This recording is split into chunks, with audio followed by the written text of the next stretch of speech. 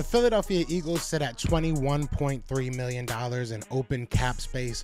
We'll talk about how that may affect this offseason moving forward and how they may utilize that money. Also, Jalen Carter is seemingly falling off a lot of NFL teams' draft boards.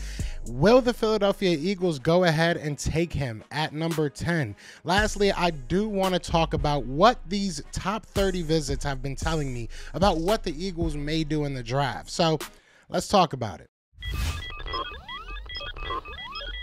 You want Philly?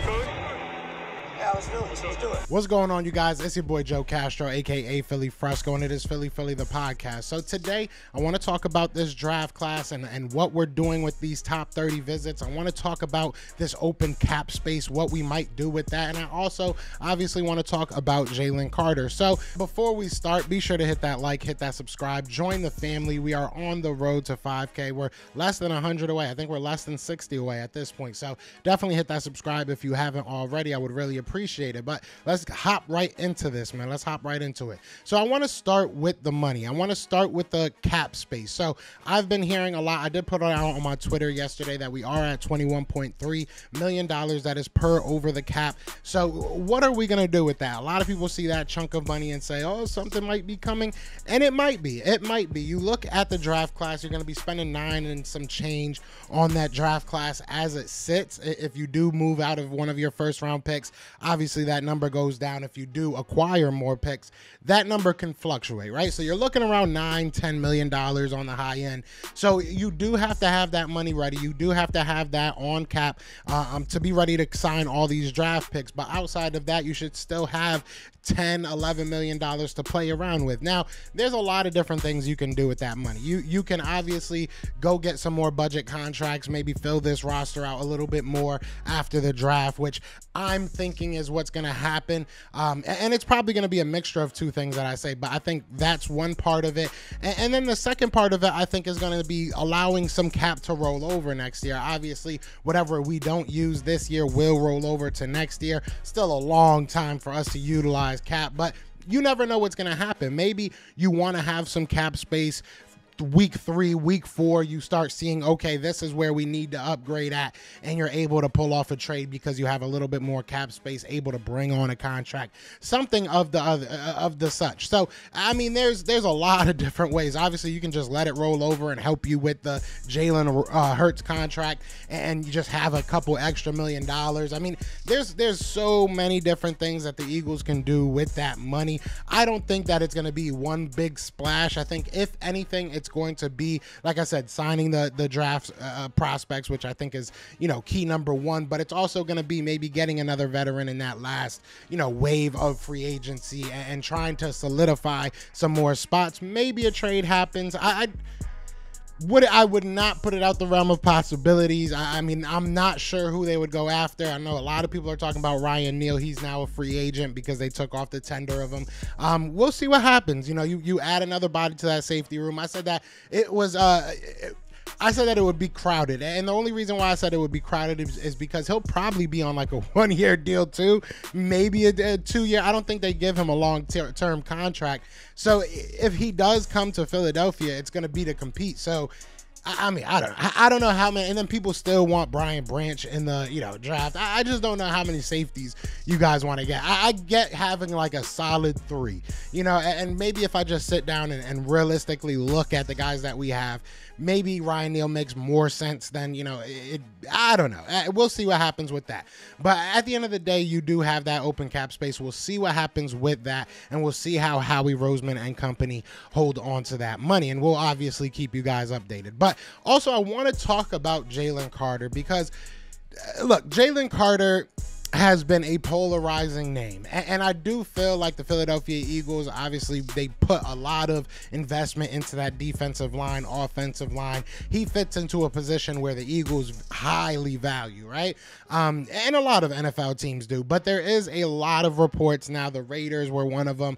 I believe the Detroit Lions just came out, and Dan Campbell just came out with a statement saying that he spoke to one of his teammates and said it was interesting, right? He said he wasn't going to say exactly what he was told, but he said it was interesting, and they now have him off their board. So I think that where there's smoke, there's fire. I've said this, from before. We obviously know the mistake that he made, and I'm not going to go too, in depth in that. Obviously, we know what happened there, and I'm one to say that everybody makes mistakes. Everybody screws up, and sometimes some people's screw ups are a little bit bigger and a little bit more pronounced than other people's. But, he made a mistake, and I was willing to get to know him and try to, move on from that. And obviously I don't have to talk to him. I'm not going to be able to talk to him. And I don't have that opportunity. But as the franchise, you have to get to know him, talk to him, see if that was just a one-off type of deal. See what you can learn about this kid, and if it's not a character concern. But it's starting to sound like it may be more than just a one-off incident, more than just a time thing. And that does scare me. I understand the talent. I understand the immense talent, but I don't know. I just don't think that the Eagles would be smart to go ahead and grab him at number 10 if there is any inclination that he may be an issue. And I understand we have Nakobe Dean here. I understand you have Jordan Davis here. But if there's other teammates saying negative things about him, I would definitely wonder what Nakobe Dean and Jordan Davis said about him. Not that, they would throw him under their bus or they would talk junk about him, but just what do they say? What would they say? If they're being 100% honest, is it going to, because I have friends that I love. They're great people, and they're my peoples and everything. But I know that if I'm being 100% honest in business type situations, or any type of situation, like the NFL is a business. If I have to tell my boss and put my reputation of myself on the line for my boss, I'm going to tell him the 100% truth. So it would be very interesting to see what comes up in that conversation. Me personally, I don't know enough about him to really say yes or no. But at this point right now, it's like, I don't know. There's too many red flags, too many concerns for me to take him at 10. And I know that that's very unpopular right now, but we'll see what happens. That's definitely one of those situations that we're going to have to wait. We're going to have to see how it pans out, how everything works out. But you guys let me know, because I know a lot of people are just looking at the talent. But when you put everything together, do you feel comfortable giving up the number 10 pick for Jalen Carter? With everything that's coming out, everything that we know now, are you comfortable with it? Let me know in the comments. And lastly, I want to talk about this draft in general, because we obviously are getting a lot of top 30 visits. And I want to talk about what some of these mean, and looking specifically at the cornerback position. I could sit here and be a broken record and tell you that, the Eagles are looking at a lot of offensive linemen, a lot of defensive linemen. We know this. We know that that's where they grit their teeth. That's where they, get their money. That's where they feel they need to put the most investment in. We all know this. But what I wanted to look at was the cornerbacks. All right. Now, there's a very common theme here. Okay. We look at Joey Porter. We look at Kaylee Ringo. The most recent was, excuse me, let me pick it up because I don't want to mess his name. I always mess people. Julius Brents from Kansas State. You look at all these cornerbacks, and there was a couple others, but you look at all these cornerbacks, they're 6'2", 6'3", with Julius Brent. You're looking at big body cornerbacks.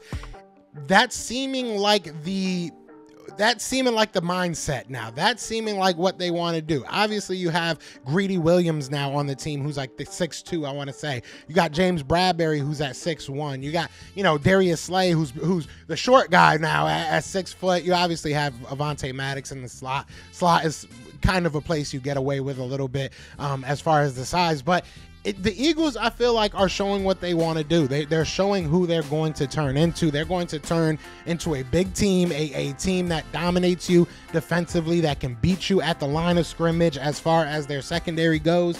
I'm expecting to see a lot of press coverage. I really am. I don't know the ins and outs of Sean Desai's defense, and I'm sure that there's some Eagles content creators or Eagles fans in general that can school me on that, and I would honestly love to know. If you got me on Twitter, hit my DM. Maybe if you got just a breakdown of what he's expected to do for the Eagles, I would definitely be down to watch. But anyways, I think that they're starting to show what their goal is, and I think that's to get obviously our offensive or defensive lineman. I think those are going to be your first two picks. I do feel like you're probably, depending on how the board falls, you're probably looking at an offensive lineman first and then a defensive lineman in the second pick, with like whether it's 30 or in the second round. But I do think you're going to be looking at a cornerback. You got Garrett Williams that came out to Philly. You know, there's a lot of good cornerbacks in this draft, and not only a lot of good cornerbacks, a lot of guys that fit the prototype of what the Eagles seemingly want. So I'm excited. I think that this is going to be a very fun draft. Obviously, I'm going to be out at the draft covering the draft, so if you guys want to help me at all with that, I will leave the link to the GoFundMe that I started. We are already over half way to my goal, and I appreciate it so much. But if you can't help, you don't feel don't feel like you have to. You definitely don't have to, but if you could, I really do appreciate it. But I'm excited for it. I hope you're excited for it. But other than that, y'all know what it is, man. It's Fly Eagles Fly. We out here. Brr. Peace. Eagles fans everywhere, this is for you. Fly Eagles flying on the team. Touchdown, time to get Jalen this ring. You don't really want to start a thing. This a Bird Gang Nation, baby. It's a Philly thing. Hater, and you looking like you type trash. I'm just here calling on Philly the podcast. And we can call a man dog or watch Miles score off the handoff. Rest of the division, your man saw Jackson like Sean, hunting like Randolph. Season here, early time to do them in. Your boy Philly Fresco. Thanks for tuning in.